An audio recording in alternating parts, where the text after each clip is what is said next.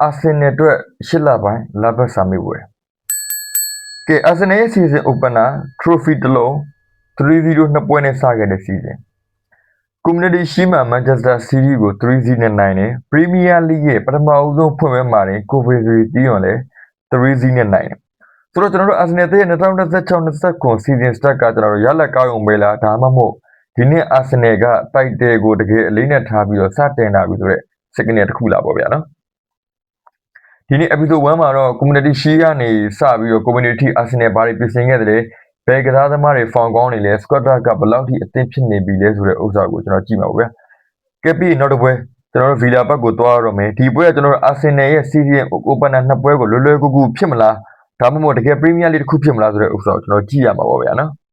ပုံမှန်ဆိုလို့ရှိရင်တော့ဗျာကျွန်တော်တို့ဒီ episode ကိုကျွန်တော်က Premier League ပွဲစဉ်တင်မစခင်ကဲCoventry ပြီးမစခင်ပေါ့ဗျာအဲ့ဒီအချိန်မှာလည်းကျွန်တော်တင်နေတာဒါပေမဲ့အကြောင်းကြောင့်ဂျားထဲမှာဘာလေးဘလို့လှုပ်ချလို့လည်းမသိဘူးအခုမှတင်ပြဆိုတော့ episode 1 တက်ဆိုင်တာ episode 1.5 လောက်ပြောလို့ရပြီပေါ့ဗျာပြန်ပါဘာလို့လဲရှေ့မှာကျွန်တော်တို့ Coventry နဲ့တပွဲရလဲပြီးခဲ့ပြီဆိုတော့ကဲဆက်လိုက်ကြအောင်ပေါ့ဗျာအားလုံးမင်္ဂလာပါကျွန်တော်တို့ကိုဇက် football channel ကနေကြိုဆိုပါပြီကျွန်တော်နာမည်ကိုဇက်ကြီးပဲဖြစ်ပါတယ်ကဲ2016-2019 Premier League season ကတော့ဆက်တင်သွားပြီး Arsenal အနေနဲ့ Community Shield မှာကျွန်တော်တို့ Man City ကို 3-0 နဲ့နိုင်ရပြီးတော့trophy တစ်လုံးနဲ့စတင်လိုက်တယ်ပြီးတော့ Premier League ရဲ့ opening match day 1မှာလည်း Coventry City အသင်းကို Emirates ကွင်းမှာပဲ 3-0 ဆိုတဲ့ထပ်နိုင်ရခဲ့တယ်အဲ့တော့ပထမဆုံး official match နှစ်ပွဲ6 ဂိုးသွင်းတယ်တကူမှမပေးဘူးဒါ season stat တွေနဲ့ကျွန်တော်တော်တော်လေးကို impressive ဖြစ်ခဲ့တယ်လို့ခေါ်တယ်ပြီးရင် scoreline တစ်ခုတည်းနဲ့ Arsenal ကိုအကဲဖြတ်လို့တော့ကျွန်တော်တို့မရသေးဘူးဒီနေ့တော့ result performance နောက်ကဘာတွေအရေးကြီးတဲ့ဆိုတဲ့အကြောင်းကိုကျွန်တော်ကြည့်ကြတော့ဗျာကဲ community shield ပွဲမှာကျွန်တော်တို့ Arsenal နဲ့ Man City နဲ့တွေ့တဲ့အချိန်မှာဒီဘက်ကို season မစခင်မှာ preview game တစ်ခုလောက်လေးနေပဲမြင်နိုင်ပါတယ်ပေါ့ဗျာဒါပေမဲ့ Arsenal ရဲ့ performance ကအဲ့ထက်ပိုခဲ့တယ်ပွဲစပြီး24 second အတွင်းမှာပဲ Calafiori က Arsenal အတွက်ဦးဆောင်ကိုသွင်းခဲ့တယ်နောက်ပိုင်း Havertz ကဒုတိယကို Odegaard ကတတိယကိုသွင်းပြီးတော့ Arsenal 3 Man City နေအရေးကြီးတာက Arsenal က3 ဂိုးသွင်းခဲ့တာလည်းမဟုတ်ဘူး City ကို clean sheet နဲ့နိုင်ရခဲ့ဒါကြောင့် community shield ကို Arsenal ရဲ့ season opening statement တစ်ခုလို့မြင်လို့ရတယ်ပေါ့ဗျာအထူးသဖြင့် Odegaard ရဲ့ performance က Messi ကနေ attacking phase ကိုကျွန်တော်တို့ဘယ်လောက်ထိ control လုပ်နိုင်လဲဆိုတဲ့ဥစ္စာကိုကျွန်တော်ပြသခဲ့ရပါတယ်ပြီးတော့ Arteta အတွက် season မစခင် confidence ရစေမယ့် result တစ်ခုလည်းတေချာဖြစ်ခဲ့တာပေါ့ဗျာပြီးတော့ Conor အတွက်ကျွန်တော်တို့စိတ်ဝင်စားစရာကောင်းတယ်နောက်တစ်ခုကကျွန်တော်တို့ Premier League season opening ရဲ့ match day 1မှာတယ်ကျွန်တော်တို့ Coventry အသင်းကိုဘယ်လိုကစားကလေးပေါ့ဗျာအဖေကတော့ရှင်းတယ်3 နေ Man City နဲ့ဘက်မှာလည်း3 နေ Coventry နဲ့မှာလည်း3 နေ Havertz က15မိနစ်မှာ opening ကိုသွင်းတယ်နောက်ပိုင်း Saka ဒုတိယကိုထပ်သွင်းတယ်ပြီးဒုတိယမှာအစမှာကျွန်တော်တို့ captain က Odegaard ကြီးကတတိယကိုသွင်းခဲ့ကဲဒီသားပြမိတဲ့အချက်ကကြတော့ Arsenal ရဲ့ goal တွေကပြီး player တွေတက်မိခိုးတာမဟုတ်ဘူးအရင်လို set speed တွေလာတာမဟုတ် open play တွေနဲ့ဝင်ပြီးတော့3 ဂိုးလုံးသွင်းသွားတယ် Havertz ရှိတယ် Saka ရှိတယ် Odegaard ရှိတယ်ပြီးအသက်ဝယ်ရတဲ့ Zola ကလည်း attacking area မှာကြိုက်တယ်လို့အသုံးတော်ခံလို့ရတယ်ကဲ Arsenal ရဲ့ attacking department က season မစခင်မှာလည်း option တွေအများကြီးရှိနေပြီလို့ပြောလို့ရတယ်ဒါတော့ကျွန်တော်တို့ corner ပရိသတ်တွေကလောဘတွေတက်ပြီးတော့ဘယ်ဂျန်နဲ့တိုက်စစ်တော့ကိုကစားသမားအသစ် workers player ထပ်ဝယ်ပေးပါအောင်ဆိုပြီးအသင်းအဖွဲ့ကိုတောင်းဆိုနေအောင်ပြီးတော့ဒီနေရာမှာနောက်တစ်ခုကျွန်တော်မြင်တစ်ခုရှိတယ်ဆိုတော့3-0ပဲကြည့်ပြီးတော့ Arsenal ကအားလုံးကို perfect ဖြစ်နေပြီလို့ကျွန်တော်မပြောသင့်သေးဘူးဘာကြောင့်လဲဆိုတော့ season ကကျွန်တော်တို့အခုမှစမှာ community shield နဲ့ community ပွဲမှာကျွန်တော်တို့ Arsenal ရဲ့ potential ကိုပြသခဲ့ပေမဲ့တကယ် Premier League ရဲ့ long term consistency ဆိုတော့မပြတ်သက်တည်မပြနိုင်သေးဘူးပေါ့ဗျာဘာကြောင့်လဲဆိုတော့ကျွန်တော် season ကအခုမှစအထူးသဖြင့်ဒီရာသီမှာကျွန်တော် squad depth player fitness injury management big game consistency ဆိုတဲ့ကျွန်တော်တို့အရင်အရေးကြီးလာမယ်ကွန်ပီတီနဲ့ပွဲမှာကျွန်တော်တို့ Rice Saka တို့ကိုပွဲပြီးအောင်မထားဘဲနဲ့ပြန်လူသားလက်တွေထုတ်ခဲ့တဲ့ဥစ္စာဒီအငဲ့နဲ့ကျွန်တော်ကြည့်တယ်အရင်တော့ဒီကကျွန်တော်ကြည့်တယ်ပွဲတိုင်းကိုဒီ17ရောက်လာပြန်ပြီလေဒီ17ရောက်လာပြန်ပြီလေဒီ17ရောက်လာပြန်ပြီလေဒီ17ရောက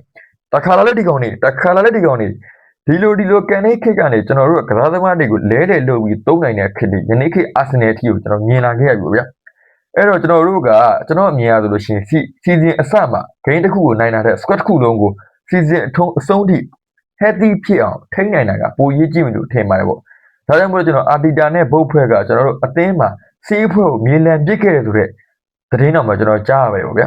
ပြီးဒီနေ့ Arsenal ကိုကြည့်ရင်စိတ်ဝင်စားစရာကောင်းတဲ့တစ်ခုကပွဲတက်17ရောက်တစ်ခုလေပြောလို့မရတော့ပွဲတက်မှာ player management တကယ်လုပ်နေတယ်ကျွန်တော်ခုနပြောတယ် position တချို့တက်ကိုကျွန်တော် alternative option တွေအများကြီးရှိတယ်ဗျာပြီးတော့ attacking area မှာလည်းဂိုးရနိုင်တဲ့ကစားသမားတွေပိုများလာတယ်ဒါကြောင့် community shield နဲ့ community နှစ်ပွဲကကျွန်တော်တို့ Arsenal မှာအကောင်းမွန်တဲ့ project ကစားသမား17ရောက်ရှိရလို့ဆိုတာထက် Arsenal ကပြီးခဲ့တဲ့ရာသီထက်တောင်တင်းတဲ့လူစင်းကိုပိုင်ဆိုင်ထားရလို့ပြောနိုင်တယ်ဆိုရင်ပုံမှန်တယ်အဲ့တော့ဒီဟာကိုကျွန်တော်တို့အစီအစဉ်အစမှာပဲတော့အတီးဗီဒီယိုကြီးနေနဲ့ကျွန်တော်မပြောချင်သေးဘူးစက်တင်ဘာအောက်တိုဘာနောက်ဒီဇင်ဘာလိုကာလမျိုးတွေရောက်တဲ့အခါပဲကျွန်တော်ပြည့်မှာပေါ့ဆိုအဲ့ချိန်ညမှာပြောမယ်ဆိုလို့ရှိရင်အဲ့ချိန်ညချန်ပီယံလိရော ကျွန်တော်ပြည်တွင်းဖလားတွေပရီးမီးယားလိပွဲချက်ကလာတွေဖြစ်ပြီကျွန်တော်တကယ်ကြီးအရင်ကြီးတွေချက်ဆိုကျွန်တော်အာဆင်နယ်ဖန်ကိုကျွန်တော်ဘယ်အချိန်ညရင်ပြန်စတယ်ပြောတယ်ဒီဒီမှာညကျွန်တော်စအေးလာပြီလို့စောင်းဝင်တော့မယ်ဆိုကျွန်တော်အာကြီးသူတို့စောက်ခွက်လာပြောတယ်ဘာလို့အာကြီးကအဲ့ဒီချိန်ညရင်ဘယ်လောက်ပဲယာစီအစကနေတစ်ပဲဖြစ်ခဲ့အဲ့ဒီချိန်ညရင်ဖုံလို့ကျွန်တော်ကလေးပေါ်တွေအောက်လေးကိုသူကပြန်ဆင်းသွားတဲ့အလေးထားရှိနေကြမို့လို့ဒါပေမဲ့ဒီယာဒီမှာတော့ဒါမှမဖြစ်မှာမဟုတ်ကျွန်တော် squad တက်ကတော်တော်ကြီးတောင်းနေခိုင်မှာရှိနေတယ်ကဲအခုတော့အာဆင်နယ်ရဲ့ကျွန်တော်တို့ miss challenge ကိုကျွန်တော်သွားကြမယ်အဲ့ဒါဘာလဲဆိုလို့ရှိရင် Aston Villa vs Arsenal ကျွန်တော်တို့ match day 2အဲ့ဒီဘက်ကတော့ကျွန်တော်တို့မြန်မာစံတော်ချိန်စက်တင်ဘာလ1ရက်နေ့မနက်7:00နာရီခွဲမှာကျွန်တော်ကျင်းပမှာဖြစ်ပါတယ်ကဲဒီဘက်မှာကျွန်တော်နည်းနည်းလေးပြောချင်တာတော့ကွန်ဆာပေါ့ဗျာကွန်ဆာကနည်းနည်းထူးဆန်းနေပါသေးလားအာကြီးကိုဒီမှာရောက်လာတယ်သူရဲ့ပထမဦးဆုံး debut ဖြစ်သွားနိုင်တယ်ပေါ့ဗျာဖြစ်ကောင်းလည်းဖြစ်သွားနိုင်တယ်မဖြစ်လည်းမဖြစ်ဘူးပေါ့အဲ့ပွဲမှာအာဒီဒါသူ့ထဲဆုံလဲဆုံမဲ့လူစားလိမ့်နေလိမ့်မပိုင်လည်းမပါဘူးပေါ့အဲ့ဒါကစားသမားအသက်ခုမှဝယ်ရဆိုတော့သူပွဲတွေ့ကိတာပွဲထွက်ခဲ့မယ်သူတွေ့ရမယ်တင်ကသူ့ရဲ့ former club Aston Villa နဲ့တွားဖြစ်နေအဲ့တော့သူကဒီပွဲမှာ villain ဖြစ်မှာလား hero ဖြစ်မှာလား villain နဲ့ hero တွေဖြစ်ခဲ့တော့မှ Arsenal အတွက် hero လား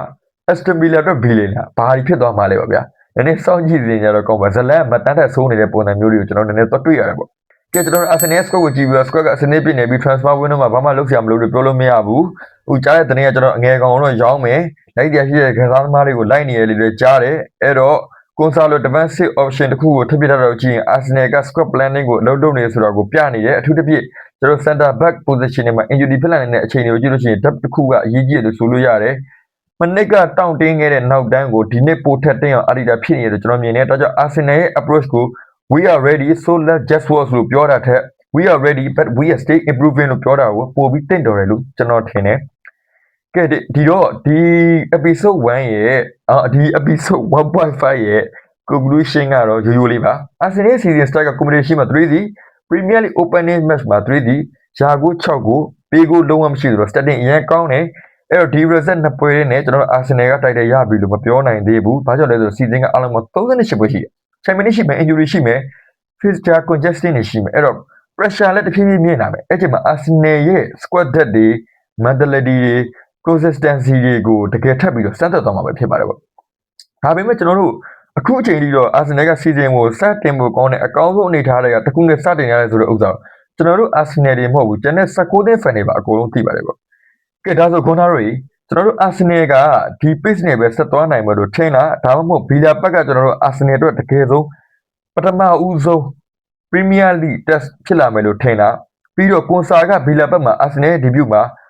former ကနဲ့တွေ့ခဲ့ရင် villain ဖြစ်မှာလား hero ဖြစ်မှာလားဆိုတော့ကိုယ်ကမှဆရာသမားတို့အမြင်တွေကိုကြည့်ယူရကဲကျွန်တော်တို့ပြီးရင်ဒီပွဲပြီးရင်တော့ကျွန်တော်တို့ရဲ့ရှစ်လပိုင်းရတာပြီးပြီလို့ပြောလို့ရတယ်ပြောမဲ့ဆိုရင်တော့ဒီကောင်ကပြောမဲ့ဆိုရှစ်လပိုင်း31ရက်နေ့အနေနဲ့ဟိုကျွန်တော်တို့ UK စံတော်ချိန်မှာပြထားတဲ့အတွက်ကြောင့်မို့လို့ကျွန်တော်ကရှစ်လပိုင်းအတွက် episode စာမေးပွဲတက်ပထမလပတ်စာမေးပွဲတွေကိုထည့်လိုက်တာပါဗျာနောက်ပထမဒုတိယလပတ်စက်တင်ဘာအတွက်ဥစ္စာကတော့ Chelsea ပြည်နယ်ပွဲမှာထပ်ပြီးတော့ကျွန်တော်တက်ဆက်ပေးသွားပါမယ်ကဲကျွန်တော်တို့ပထမလပတ်စာမေးပွဲမှာတော့အမှတ်6မှတ်ရပြီးတော့အစစ်တစ်ကနေကြက်ပြီးတော့ဂိုလူးနဲ့အောင်မလားဆိုတော့ကျွန်တော် Arsenal တင်းဆက်လက်ဆောင်ကြည့်အောင်ပဲကဲကိုဇက် football channel ကိုကြည့်ရှုပေးကြတဲ့တရားသမားများမိတ်ဆွေတငယ်ချင်းအပေါင်းတယောက်ချင်းစီတိုင်းကိုကျေးဇူးအထူးပဲတင်ရှိပါတယ်ဗျာနောက် episode တွေနောက် video တွေမှာပြန်တွေ့ကြပါမယ်